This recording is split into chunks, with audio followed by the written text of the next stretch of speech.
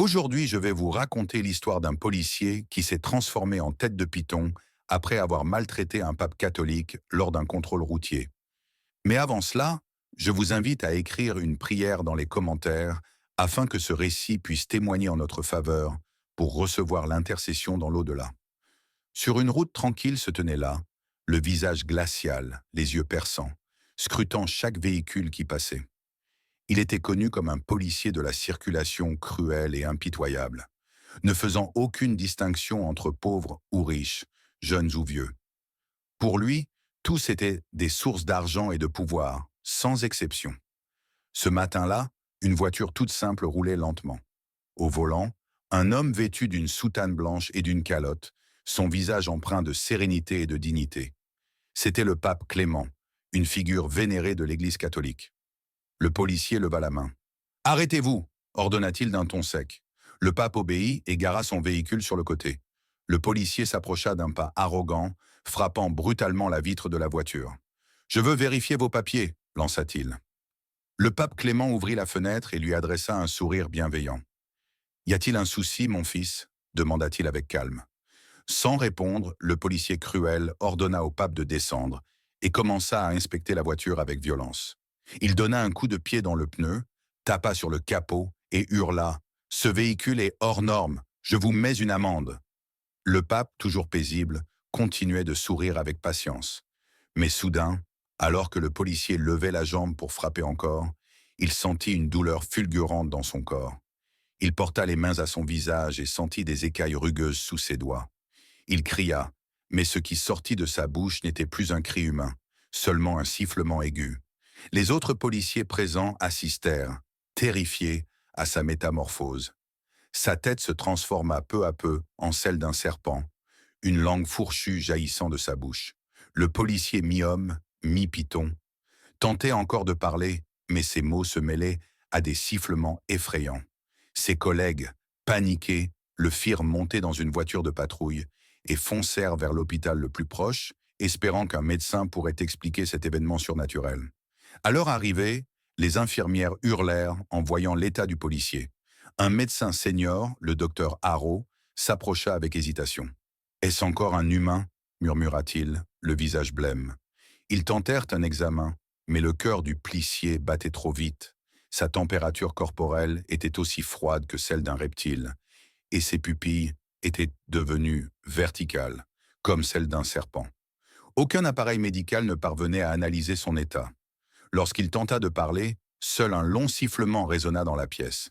Les médecins déconcertés se regardèrent, aucun n'osant plus le toucher. Finalement, le docteur Haro leva les mains en signe d'abandon. « Ramenez-le chez lui. Nous ne pouvons rien faire face à ça, » dit-il d'une voix tremblante. De retour chez lui, sa femme éclata en sanglots en voyant le visage reptilien de son mari. « Ce n'est pas mon mari, ce n'est pas Surosso !» cria-t-elle en reculant, terrifiée. Surosso tomba à genoux. Il voulait pleurer, serrer sa famille dans ses bras. Mais comment le pouvait-il avec une apparence pareille? Dehors, les murmures des voisins se faisaient entendre. La nouvelle s'était répandue. Surosso avait été maudit après avoir brutalisé un pape catholique. Quelques habitants suggérèrent d'appeler un sage local pour tenter de le sauver. Un kiaï du village voisin arriva avec ses élèves pour pratiquer une ruqya. Il commença à réciter des prières, et l'atmosphère de la maison changea brutalement. Une brise légère devint un vent glacial, comme si une présence tournoyait autour d'eux. Lorsque le kiaï éleva la voix, Surosso hurla, un cri inhumain mêlé de sifflements stridents. Son corps se convulsa, ses veines se tendirent, et sa tête de serpent s'agita frénétiquement. Les élèves reculèrent, apeurés, mais le kiaï continua. « Astagfirullah, ce n'est pas une simple perturbation » murmura-t-il enfin, essuyant le visage de Surosso avec ses mains. « C'est un châtiment divin. Seule la repentance sincère peut y mettre fin. » Puis il se leva et partit, laissant la maison dans un silence oppressant. Désespéré, Bussari appela 3 collègues de son mari, Herman, Brigadier Johnny et Rama. « Je connais un chaman réputé, dit-elle, la voix tremblante. Peut-être qu'il peut guérir Surosso. » Les policiers, bien que sceptiques au départ, acceptèrent après avoir vu l'état de leur ami. Le chaman, Mbaoui, arriva et s'assit face à Bribka Surosso. Il alluma de l'encens et entonna des incantations mystiques. Le corps de Soroso trembla violemment, ses yeux dorés brillèrent intensément, assourdissant.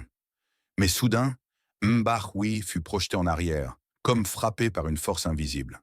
Ce n'est pas une puissance que je peux défier, halta-t-il tremblant. Seul celui qui a causé cela peut le défaire. Les policiers décidèrent alors de consulter un autre sage, Kiai Muhammad. Ce dernier, après avoir écouté l'histoire, soupira. Si cette malédiction vient de ses actes envers le pape Clément, alors seul un cœur pur peut le sauver.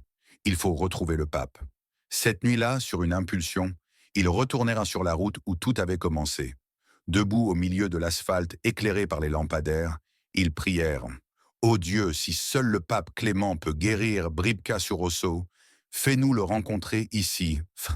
Quelques minutes passèrent dans le silence, puis une voiture simple apparut au loin. Leur cœur s'arrêta. Quand elle s'arrêta et que le pape Clément en descendit, ils tombèrent à genoux, pleurant de soulagement. Ses yeux reptiliens. « Saint-Père, pardonnez-moi, j'ai été arrogant, j'ai péché, je veux redevenir humain », supplia-t-il, la voix brisée. Le pape Clément posa une main sur son épaule et murmura une prière empreinte de miséricorde. Sous les yeux ébahis de tous, les écailles disparurent. La chaleur revint dans son corps et son visage redevint humain. « Dieu pardonne à ceux qui se repentent », dit le pape avec douceur. « Que ceci soit une leçon. » Depuis ce jour, Bribka Sorosso changea. Devenu un policier juste et bienveillant, il n'oublia jamais que l'arrogance mène à la ruine et que seule la bonté peut élever un homme. Cette histoire nous rappelle que Dieu veille toujours. Chaque acte, bon ou mauvais, trouve sa récompense. Puisse ce récit nous inspirer à vivre dans la droiture. Amen et que Dieu le Père soit avec vous.